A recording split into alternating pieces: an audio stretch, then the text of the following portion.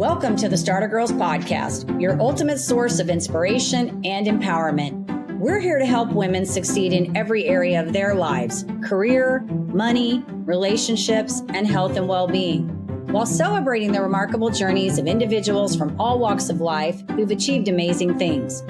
Whether you're looking to supercharge your career, build financial independence, nurture meaningful relationships, or enhance your overall well-being, the Starter Girls Podcast is here to guide you. Join us as we explore the journeys of those who dare to dream big and achieve greatness. I'm your host, Jennifer Loading, and welcome to this episode.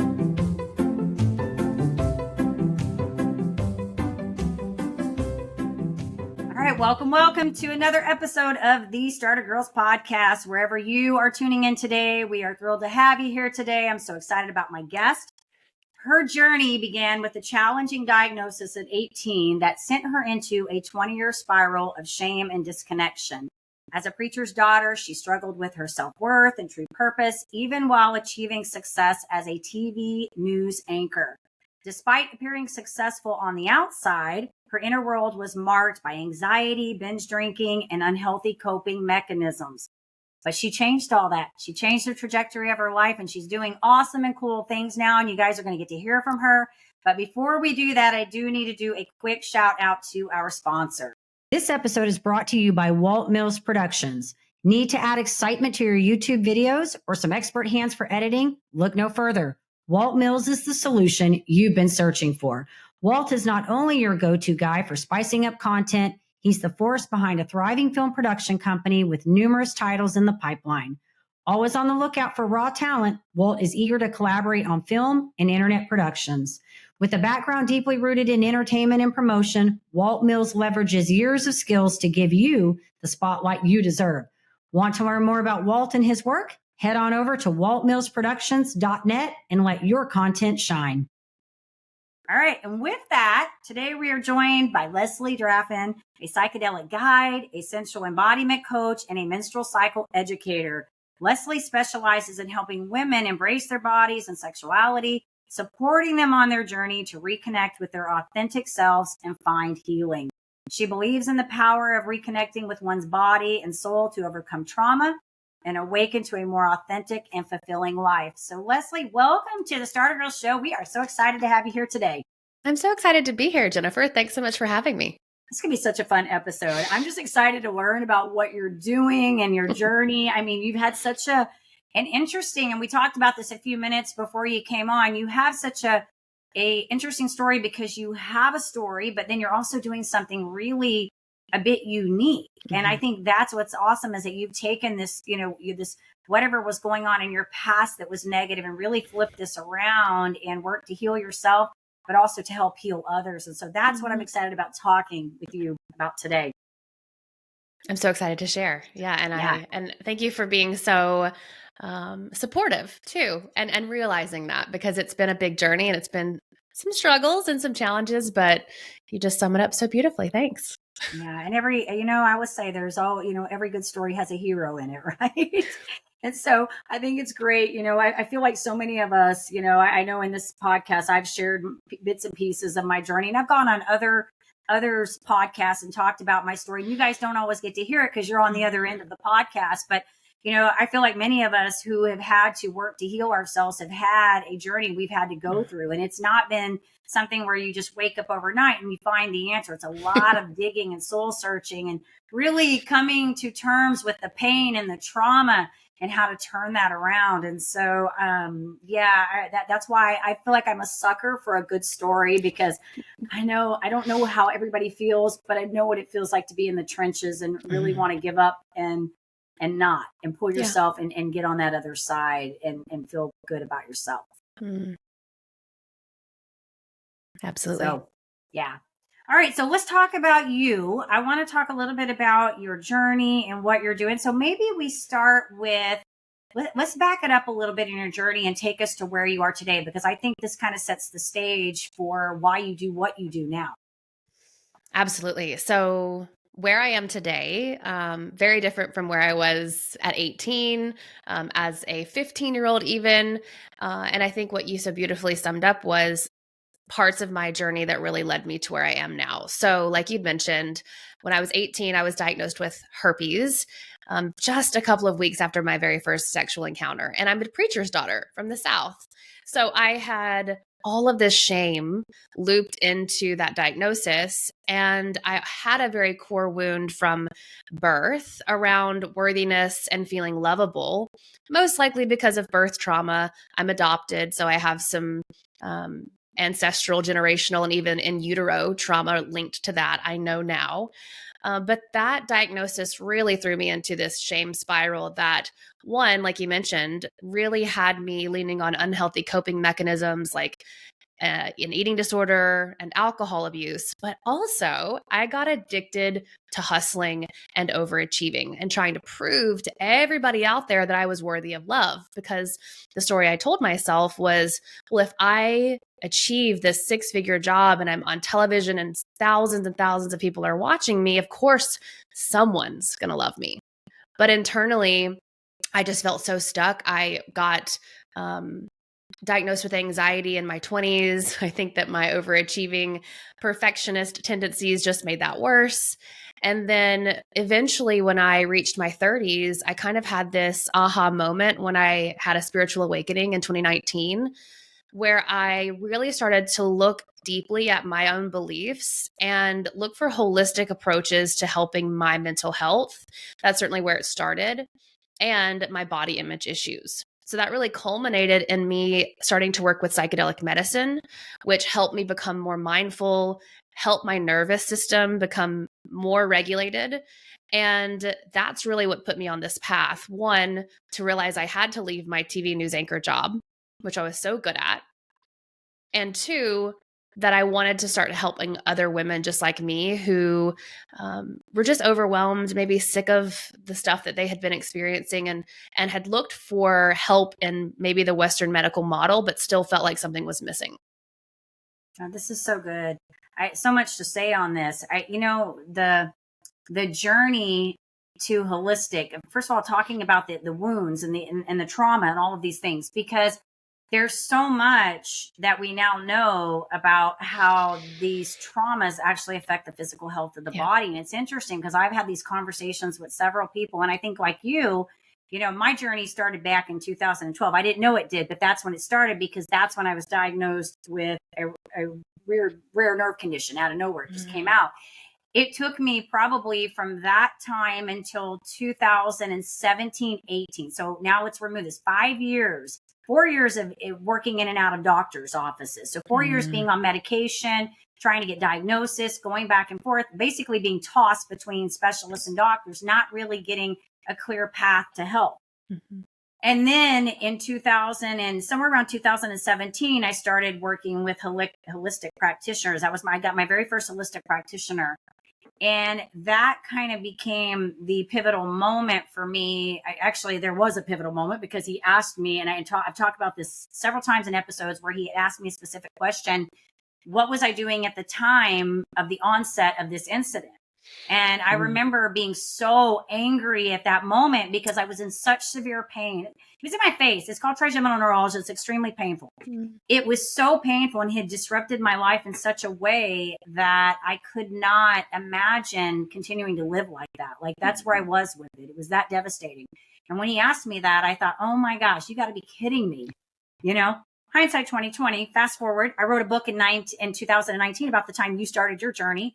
That's because at this point, I started to really do what you were doing. I was starting to investigate the connection between the way I was thinking, embodiment habits, how I was contributing to my life. And I realized going back that there were certain things going on in my life. I was, like you, overachieving. I was running a business. I was doing very well. I'd earned cars in the company. I had an extensive customer base. But I also had 3 children at the age 16, 12, and 8 when this started.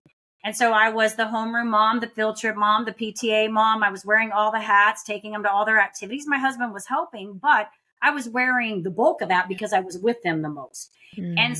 And on top of that, we were eating in the fast food lane at restaurants because that was our lifestyle at that time. And so I wrote about this later on, how I had come to, this was just the tip of the iceberg when I wrote this book, and how I learned to do these embodiment habits to work through that. I had not yet connected all of the traumas, all the things that we're actually pouring into this. And so since then, like you, this is why I think you and I connected on this, because I've studied about the nervous system and all of these different things. And so all of these conversations that you guys bring in, you know, these things that you're studying, they resonate with me, because I understand the power in looking into alternative treatments. Yeah. I'm not saying that we don't do medicine, but I do think we need to explore other things that affect the body to heal ourselves, because there is no one path is the only answer for every person. 100%. Yeah. And thank you for sharing all of that. Yeah, I know it was long.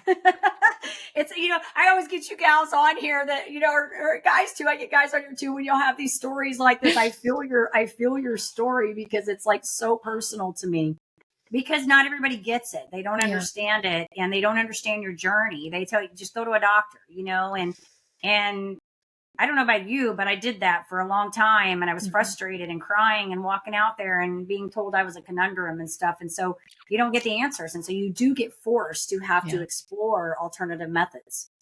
Yeah. And for me, it was, and a lot of things I talk about, I would go into therapy and have a conversation with my therapist where she would leave, or in the midst of it say, you know, you're so good at talking about this. Like, it feels like I'm just talking to a peer. I'm like, yeah, that's my job. Communication is my job. I'm really good at intellectualizing the stuff that's happened to me. And yet I still feel like total crap afterwards, and I'm crying in my car, and I wonder why I still am drinking and relying on this control mechanism of my eating disorders. Yet you're sitting here telling me I'm so good at therapy. Like, tell a perfectionist and a type A personality that you're acing therapy, and like one time on one shoulder, you're like, absolutely, I'm the best ever. And the other side is like, wow, I still feel like crap and I'm spending all this money. So like, what gives? Right. So you're acing that. And I'm a type A perfectionist too. So I get that, which perfectionist is an issue too, right? Like, it's another problem, right? Yeah. Another wound, or something's attached to it. Yep. You have some kind of belief system in that. So tell us a little bit then about what you're doing now, the work that you're doing, because I think this is interesting. And I think that a lot of people, I mean, I don't know everything about it either. So I'm going to be honest with you. I do know a lot of things, and I love it when you gals come on and you have different modalities that you're doing, because it also gives me, you know, the ability to be versed in some of this information and share it with the people that I'm talking to. So you guys are just really voices of my message, is what I always say when you come on here with this stuff. I love it. You're the messenger of the content. So share with us a little bit about what you're doing and how you're helping your clients now. Yeah. So I really focus on helping clients who want to go a bit deeper into healing either their trauma, their mental health, or those who are just in a phase of life where they know something is meant more for them, but they're just not quite sure what. And I have a couple of different modalities that I usually rely on. One is somatic practices, which also improve mindfulness. But the other, especially if the clients are good candidates, is exploring psychedelic medicine. So I really see psychedelics as something put here on this planet to help us become the best versions of ourselves, to expand our consciousness in a way that we start to see that we are love, that we can love ourselves. And I work specifically with mushrooms. So psilocybin is another term that folks might use for those. Allowing those teachers to help us step into our subconscious to look at the wounds. And, you know, what I was explaining before, when I look back now, I can see those wounds of my unworthiness and my fear of not being loved, and some even anxious attachment, right? I didn't put two and two together until I started to work with mushrooms, because I think that it really does such a wonderful job of helping shine a little light in the closet of your subconscious and allowing you to look at what's there. Some things that you might not even remember are there. And so I work with women and people born in female bodies almost like that's almost all of my clients. I am opening up some things for all genders here in a little bit, but I help them how to learn how to smartly and more, I guess, to work with these medicines in a smart way and an intentional way where we can reduce their harm and their risk and guide them back into their bodies, especially for those folks who maybe have some mental challenges like I've had, anxiety, depression, PTSD, or folks who have dealt with sexual trauma. It seems to me, and that's one reason I've been so open about sharing about my herpes diagnosis, that we attract those who've gone through similar things. And when I first started this work back in 2021, I kept attracting folks who were in the sexual trauma realm, right? And so that has been a lot of what I've done. And then a separate or a side that I also help folks do is understand their menstrual cycle and reconnect with the womb, which is a place we store a lot of our trauma. Sure. I've heard that. Yeah. It's good stuff. And it's interesting because I've never, I've not heard a lot about, I feel like I'm hearing more about it now. But again, I think we're hearing more about a lot of different things, right? Like we're now starting to talk about this whole idea of nervous system connection. Like we've always taught, all of us learned about the nervous system in science and, in school, right? And we understand the how it works in a physiological way, right? Like we understand that if we exercise, we need to rest to allow the body to heal. But we don't necessarily, where this was kind of a big light bulb for me, and you're talking, and I'm going back to your somatic work because I do some of that too. And we didn't ever really talk about the connection between thinking about like constant anxiety, or if we had constant chronic stress growing up, all of these things that really change the way our body is operating, right? Like I just did a workshop with a group a few weeks ago, and it was interesting because a lot of the stuff we were talking about is so funny because I had athletes in there, and I'm a former athlete, and all of us understand physiological stuff, right? Where I'm going up there and I'm going through all this, and then I start talking about things like, allostatic load and the baseline level and your window of tolerance and all this. And I'm putting these graphs up and they're looking at it. And I realized, after talking to them, none of us really thought about it that way, And so when you get in and you start really understanding that, everything that we're trying to do really comes back to regulating the nervous system. So all these modalities that we can do that bring us back, and for everybody, it's different. Some people can go out and they can run, and that can be enough for them to, I was doing all that. I was exercised every day for years, and it wasn't enough. I had to really go and start looking at other things. I dove into transcendental meditation. I've done acupuncture. I've looked into different types of things. And then I just recently started studying, more activities that we can do for the nervous system, things that are a little bit on a shorter, level kind of thing. So I love what you're doing with it. And I think it's all interesting. And I guess I want to ask you, how long have you been doing this then? So when did you, I guess, maybe roll into this? You said you started in 2018, but I'm assuming you had to go through a period of learning some of this, and then you kind of got into, okay, here's the business side. Yeah, for sure. So I started my own personal journey late 2018 to 2019. Okay. And the very first thing that I really began exploring was coming off of hormonal birth control. So I'd been on it for about 16 years and decided to quit the pill in 2020. So after that happened, I started to experience a lot of issues. My period didn't come back. I lost my sex drive. My hair fell out. I got cystic acne, and I'm a main news anchor. So having your hair fall out and getting cystic acne, not the best thing for confidence. And it was in the midst of the pandemic, and I was the essential anchor. So like all those folks you saw sit at home and anchor the news, that was never me. I was the one at work because I was the reliable one. They couldn't do it without me. And so that really forced me first to do a lot of looking at what I was eating and balancing my diet. And we were all in the pandemic. So I think we fortunately had a big media attention on mental health. Yeah. And unfortunately, a lot of what that was go into therapy, take medication, maybe do some meditation. Right. For an anxious mind, meditation is not often the thing that's going to help you first. Like, right. And so it takes practice to be able to do that. Absolutely. Exactly. I'm with you. Yeah. So I got into a 6 or 7 month really intensive training around the menstrual cycle in 2021 through a teacher out of Australia who really created like the first certified program around this. And I started my business while I was still a news anchor, helping folks with their cycle. But like I said, I had these women come to me, and when we would start to work with their cycle, they would remember sexual trauma. Sometimes they already knew they had sexual trauma. Sometimes they didn't. And when that happened, I really was like, oof, okay, like I need to make sure I have enough training to help and not hurt. So I did some really extensive training with a couple of different groups around somatic trauma, around trauma-informed care.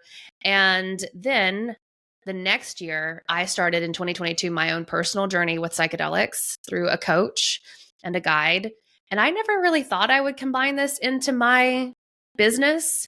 But about 8 months later, in a meditation, I really felt the call that this was going to be what really continued to help women open up and see what the wounds were lying within their body. Because, like we've talked about, I really think that most dis-ease and most problems that we experience in our life lay somewhere hidden within the subconscious wounds that we don't know anything about consciously. And so womb work and meditating into the womb and understanding your cycle was beginning to activate these things in these women. And then somatic practices like breath work and movement, again, kept activating it. And for me, when I added in that final touch of mushrooms through a microdosing protocol, which we can talk about if you want me to explain that, but through eating these tiny little amounts of mushrooms that don't make you high or hallucinate, but that still give you really big benefits, that was like the rocket fuel poured on my healing journey, where I just blasted off into this zone that I had no idea. Like all of the little dots started to become connected. And so the work I'd done with my womb, the work that I did with mindfulness and breath work, and then finally this final modality of psychedelics for my personal journey, just like, it was like taking a final exhale, like, ah, ha, ha, ha, ha, like this is it. So I incorporated it. I got about a year's worth of training in several different companies with psychedelics. And I've been working with clients in the psychedelic realm for about 18 months. So yeah, that's kind of how it's been. I think, what is it, 2024? Time doesn't really have a meaning to me anymore. I used to be so focused on deadlines that like a 5 o'clock deadline, a 6 o'clock deadline, a 10 p.m. newscast deadline, that now the time is like very fluid. But it's, we're talking in August of 2024, and I've been a coach since 2021, and it's just kind of growing. And I've found that like I'm a generator in human design. I'm a 1-3 generator. So like that means that I'm very much someone who wants to have all the research, and I consistently change what I am helping people with when I also explore those modalities. And I'm like the little guinea pig. I try it on myself and see that it works. Entrepreneurs, are you ready to level up your leadership skills? Tune in now for an exclusive offer designed just for you. This is my time. Did you know 63% of consumers prefer businesses aligned with their values? Recognizing your core values isn't just vital for business growth, it's the bedrock of effective leadership. Whether you're a seasoned entrepreneur or an aspiring creator, identifying your core values is a key step in constructing the framework of a successful leader, enabling you to lead authentically, expand your business, and live life on your terms. Never settled on play, putting the kettle to flame. I go 100 all day, foot on the pedal, no brakes. 10, 9, paid all my dues, waited in line, 8, 7. Are you ready to access tools to kickstart your leadership journey? Unlock a treasure trove of insights and get your free resources at www.linktree/JenniferLoading. Take that crucial first step toward realizing your leadership aspirations and elevate your leadership game today. Ready to shine. I think that you have to continue to grow and evolve. Yeah. I think that's part of what we do as coaches is continue. If we find something that we think is better or needs to evolve, right? Because, and I love that you said that you did this stuff for you and didn't intend to bring it to the people, but then found that this is your calling, right? Yeah. You realized it worked for you. And so, and I think that's typically how it, I had somebody, I forgot the word she used, was like light giver or something. I feel like certain people come into the world and they have these things happen, and then they start doing these things, right? And then they realize, oh my gosh, how powerful this was for me. And now I know other people can probably benefit. I think those are the best, right? Because they have the personal testimony and they're passionate about creating the change, right? Yeah. I do want you, before I'm going to switch gears in a minute, because I want to talk about, the journey of all of this, the business, but I do want you to explain the microdosing, because I know you said the word, and somebody on here is going to be like, what is this? And then they're going to go Google that and look that up. So maybe we want to hear it from you, because you're doing it. So tell us a little bit about what this microdosing is so they can get an idea. And then that way they know, hey, if this is something that looks intriguing or interesting, they can reach out to you or at least, explore that modality. For sure. So microdosing, when it comes to psychedelics, means that you are ingesting a teeny tiny amount of a psychedelic substance. The two most common ones folks usually use are either mushrooms or LSD. Now, at this tiny dose, you're not high, you're not intoxicated, you're not seeing things. Some folks use the term sub-perceptual, but for me, I've really chosen to use the term non-intoxicating because I think that when you're really in tune with your body, you can notice a slight difference.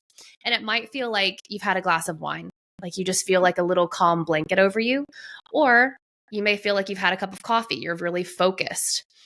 At these tiny doses, you're still experiencing benefits like neuroplasticity, being able to turn on new parts of your brain and turn down the default mode network of your brain, which is the higher level functioning region where our beliefs about ourselves, our habits, our patterns live. And if you're an anxious person or an overachiever, your default mode is probably being anxious and being an overachiever. So when these psychedelics tune that part down a little bit, you're able to kind of get underneath what's caused those feelings and start to connect new habits or new ideas so that you can move out of anxiety. That's certainly what happened for me. And you can finally learn how to rest if you're an overachiever, which is so hard to do if you're someone who's tied up your worth to how much you're achieving. Microdosing is something you do not do daily. You would do it a couple of times a week. And usually you would do it for a few weeks at a time and then take a break. It comes into your life for a season. It's not a pharmaceutical drug. Psychedelics aren't pharmaceutical pills. They aren't something you take for the rest of your life. And they're also not a magic pill, right? So this is a catalyst to help you do the work of looking into your own subconscious, which is why working with a guide, especially if you're someone with a trauma history, or just someone brand new to it like I was, can be really helpful. I think that's kind of the biggest things I'd want folks to know about microdosing, but I have a super simple free guide that I'd be happy to share for you to put in the show notes for anybody who wants to learn more. It includes journal prompts. It talks about protocols, dosing, all of those things. Because I know there are a lot of questions, but we are certainly in a renaissance of the psychedelic realm right now. Thanks to a lot of new research. We both live in Texas. They're doing lots of research around how this might help for treatment-resistant depression, anxiety, and PTSD. And we're going to continue to learn and hear much more about psychedelics over the next 3 to 5 years, if my gut is right, and she's often right. That's good. No, thank you for sharing all that. Yeah, no, and I would love to see that guide. Yeah, we can get that in, include that into the show notes or whatnot if we need to allow people to see that. So thank you for sharing all of that. Like I said, I know people are going to be going, what is that? Because it's a new thing. And it's like every time you start hearing these buzzwords, right? It's like, what is this about? People start hearing, they want to know. So that's awesome. I do want to kind of switch gears and talk a little bit more on the business side of things because we get all different people.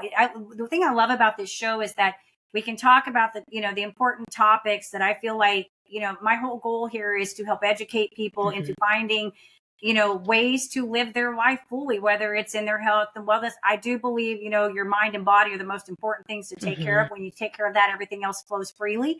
But I do like to talk about all aspects of our lives. And so I love that we get to discuss these things. But I also like to talk about the business, the journey that we go through and what we've had to learn and how we can inspire somebody. So I'd love to know, you coming from being in this corporate sector, you were there for a long time, you were a news anchor, and then you moved into being your own business person. I would love to know maybe, for our audience, anything that comes up, challenges you had to overcome moving from that to this space. God, we know they're all there. So many right? challenges. I think the first thing that was a big challenge for me was grieving the loss of my career. I left my career because of my mental health. I took a sabbatical in 2022 and then decided never to go back because my mental health had become so bad. And this was a job I'd wanted since I was in 5th grade. It was my dream job that had become my nightmare. And I had to do a lot of work to really grieve the release of that job and the identity that I tied into that job. And so moving from a steady paycheck, benefits, and yes, the stress of having to be on and play this news anchor on TV, was in some ways pros and in some ways cons. I think that the biggest challenge for me as an entrepreneur is one, like no one taught me how to do this, right? Like that's not something that I learned in my tiny little South Carolina high school. And so that's been challenging. I think the other thing is having discernment. So I made some little uh-ohs, not full uh-ohs, because I don't think we ever make mistakes. I think we always are meant to learn from things. But in the beginning, investing in coaches before I was ready, coaches who should have known better. Like they should have known. Yeah. And that was something that if I could go back, I would certainly not have spent those thousands of dollars. But now I have another lesson to teach me to listen to my gut. Yeah. And the other thing I think that's been really important for me is learning what needs to get done and what doesn't. I'm someone who loves a list. And in the beginning of this, I would put like a million things on the list and feel bad if I didn't check them off. And so being able to really look deeply this many years later at what does have to get done today, right, and what feels most exciting to do today, and what needs to be put on the wayside or like doesn't even ever need to get done. I should also say my husband navigating his own entrepreneurial journey while I'm navigating this has just made our household like extra spicy in the stress level. And I think what you said before, right? That's why I think it's so important and why I place a lot of my focus on taking care of my mental health and my physical health. You definitely, I think everybody needs to do that, but I think, I think in the entrepreneur space, we're forced a lot of times to do this because we're constantly having to grow. Yeah. And it forces us, it's really like a crash course in this, right? Like, I don't know about you, but I've been an entrepreneur since 1999, I think. So for a very long time, I've been doing it. And, I look at everything, all the layers, all the stepping stones that I had to go through between there and now. And it cracks me up because I just remember being that 27-year-old mom, first mom. My daughter was like 2 years old at the time. And going into this business, I went into Mary Kay at the time and ended up doing that for 22 years and not really knowing a thing about entrepreneurship, just liked the idea. I wanted to be a stay-at-home mom. I wanted to be able to have something that was mine. Yeah. And really to see the journey of that and where I've ended up today. I'm obviously not doing Mary Kay any longer, but now I'm running a podcast, I'm coaching, doing all these things. And it's just so interesting, all of the personal development that has come from that day one, being that shy girl that had a hard time even making eye contact with people to all the way we are, here. And I'm sure you're going to find the same thing as you're going. You're already doing it, right? And as you keep going, the evolution of the entrepreneur, But this isn't just about entrepreneurs. It's for everybody. I think everybody should be evolving constantly. Wouldn't you agree? For sure. And I think you're right. Like I've seen some quote, I don't remember who said it or how exactly it goes, but like entrepreneurship is just shadow work. Constant shadow work and triggers and finding ways to move through your triggers without throwing in the towel. But I think that that's life, right? I know for myself, and I know there are people out there that don't feel this way, but for myself, I don't want to just stay in one place. And I had this thought when I was in TV that like I'd made it, where else was there even to go? And I think that's partly why I got burnt out, because I wasn't constantly like challenged and excited to learn these new things. And so while there have been certainly some, missteps and some pain during this entrepreneurship journey, I am constantly growing and evolving and reevaluating. And for an overachiever, and this is still like such a deep, deep wound, fear of failure. Yeah. And I saw someone talk about this on social media about basically she was saying like she loves a quitter because quitting means that you're redirecting. It means that you're evolving.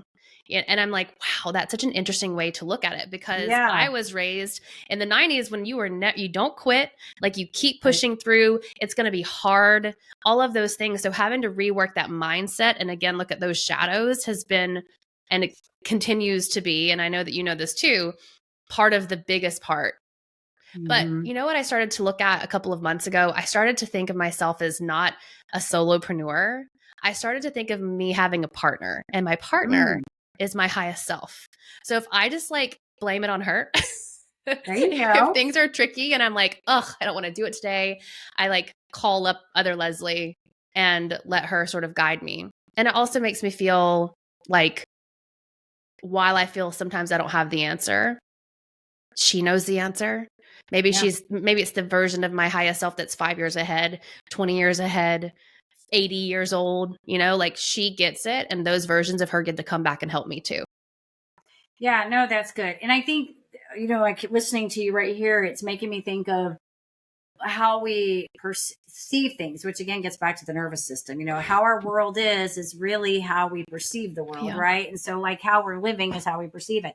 And so when you were talking about the quitting thing, I was like, that is such an interesting way to put it, because it's reframing. It really is what it's doing, because we hear the word quit and we think negative, failure, loser, we just automatically go into this bad, and then we equate that to bad person. Yeah. We get into this whole the deed equals the person kind of thing. And when you reframe it, which is a lot of, I think, of kind of what we're doing, we're doing somatic work, you're releasing the energy that's tied to something, right? And then I do a lot of reframing as well, where we try to look at things differently, because you're going to really get what you want, right? Whatever you're looking for, you're going to ultimately get. So whatever you believe about yourself, your conditions, your circumstances, your life, your career, whatever you believe about those things, you're going to continue to get more of those things, right? And so when we work to reframe, this is so deep, reframe, it could be exercise, anything. I just had this conversation with somebody last week about reframing the exercise and diet and all of that. When we reframe it, we see it so differently. And then we open ourselves up, like you're saying. I love that you said, your higher self. And I guess, yeah, you can blame it on that, whatever, but your higher self is great. And this because it's part of you, right? So it's really just how we're perceiving things and looking at things that have I believe have such an impact on how we go about our day every single day. So I love that. So thank you for bringing up the quitting. I just made me think of that. And I'm like, boy, this is so good. The whole reframing of that. It's like a new way I'm going to look at that now. She gave it a different spin. So it's awesome. I do want to ask you, because you mentioned, your higher self being like, it could be 10 years, 20 years, whatever. I do want to ask you any advice, that you wish you would have received earlier. I was thinking about this question. I was thinking about this question earlier today. I think what feels most present, which I would tell myself earlier, is to slow down. When we feel like crap, when we're sick of our stuff, when we are ready to move on, when we are so stuck, I think a lot of us who explore a healing journey want to get to the end really quickly. And I know for myself, that meant learning new modality after new modality and trying all of these new things. And what did that get me? More burnout. And so I think the healing journey can really be more beneficial when we slow down. Like, go slower if you want to get there faster. Because when we are so busy learning a new thing, often we're not embodying it. Speaking from my own experience, I would learn all these things and I would try to force myself into practices that I wasn't ready for or that my nervous system couldn't handle. And so I would just say to myself, especially Leslie from the 2019 era, when I was just beginning this, to slow down, to slow down, to slow down, go even slower than you think is possible. And the other thing that I think is really, for me, been so healing about the slowing down is that I start to become more interested and aware of the tiny little things in life. I had my soulmate dog pass away a couple of months ago. And in his old age, we would go on these walks and he was so slow, so slow. And I'm like, gosh, part of me was like, hurry up, baby. Let's get, I have stuff to do. And did I? Do you really have anything more to do than just be? Yeah. And I think that's what I needed to have somebody tell me as a kid, because I was, again, from the earliest of ages, an anxious child who was always trying to be the best. And that's built from childhood trauma and some adoption trauma. But if I had been allowed to be instead of being someone who thought she needed to be a doer.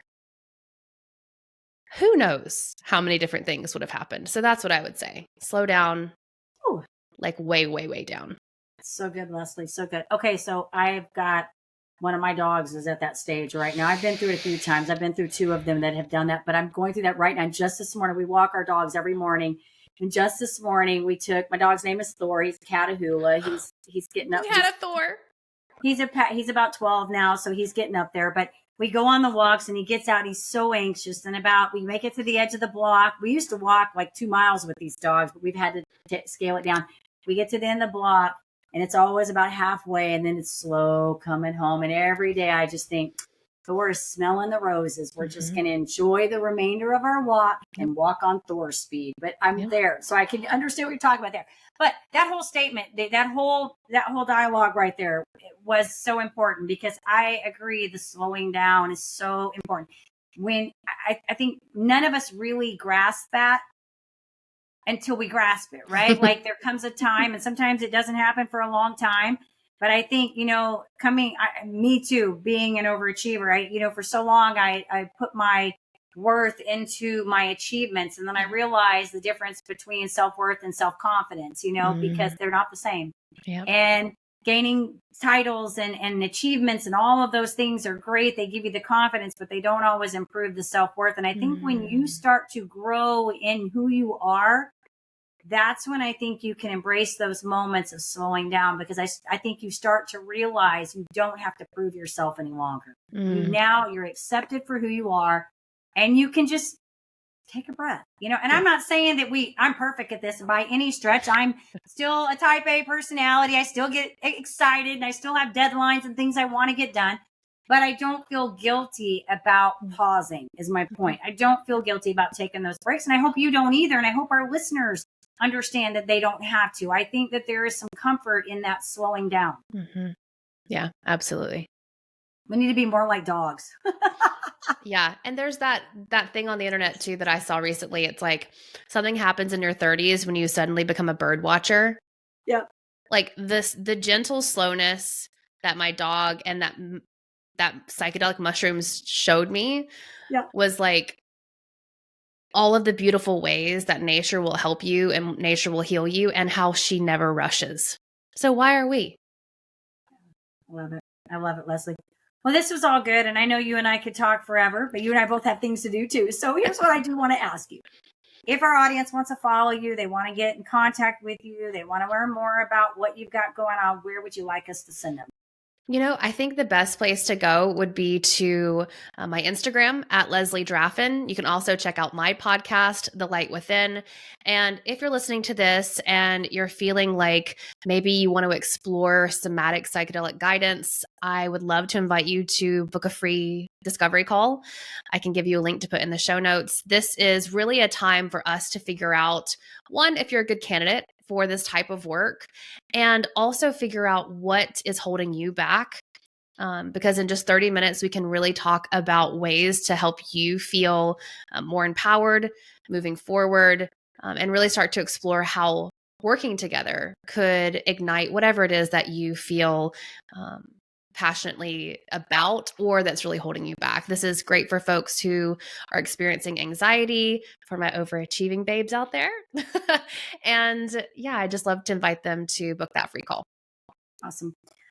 All right. Well, Leslie, I love what you're doing. Keep doing your thing and keep inspiring and helping those women that are in your space, because I think that's what this is all about. And so I admire you and commend you on your overcoming all of those things that were at one time big deals. But so congratulations on that part. Thanks so much. And to our listeners, of course, we appreciate you. Thank you for tuning in today. We hope that you found this episode inspiring and informing. And as always, like, subscribe, comment on wherever your favorite podcast platform is. That allows us to continue to share this amazing content. And as I always say, in order to live the extraordinary, you must start. And every start begins with a decision. You guys take care, be safe, be kind to one another, and we will see you next time.